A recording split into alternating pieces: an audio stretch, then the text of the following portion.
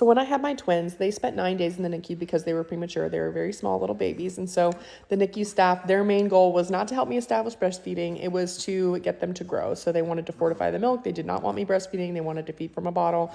And it meant that it really kind of, sabotaged my breastfeeding journey a little bit.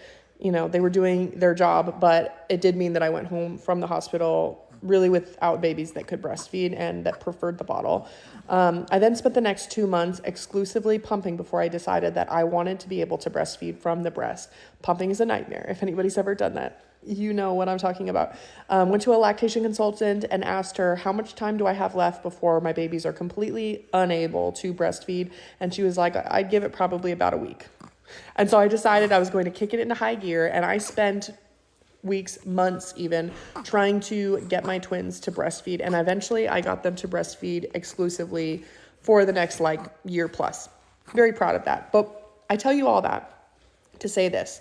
It is really hard to switch from not breastfeeding to breastfeeding. And sometimes it's possible and sometimes it's not. So I commend you for wanting to do something that's really hard, but certain circumstances maybe have to be present in order for it to work. One thing that I had going for me is that I was still bringing my twins to the breast once a day, even though it was not effective. They weren't getting milk out, but it was sort of keeping their muscle memory fresh, because there's two pieces to this, right? You need to be making milk, which if you're feeding with formula, that is something you need to evaluate. Are you making milk? When you hand express, are you getting milk out?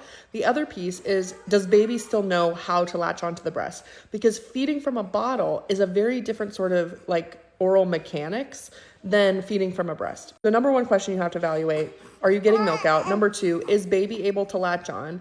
And if both of those answers are yes, then we got a chance. So if those two things are true, the goal is going to be to up the milk supply and to sort of perfect the latch so that the baby is actually effectively retrieving milk. Those things are going to be best addressed by a lactation consultant that you can meet with in person, who can help you troubleshoot problems and latch difficulties and all of that. But those first two things, those actionable things you can do right now, assessing your own milk supply, if you have any milk production happening, and whether or not baby can latch on, you can do that now before you decide whether or not you want to set out on this journey, because it's going to be maybe a little bit of a journey if you've been formula feeding for really any long period of time.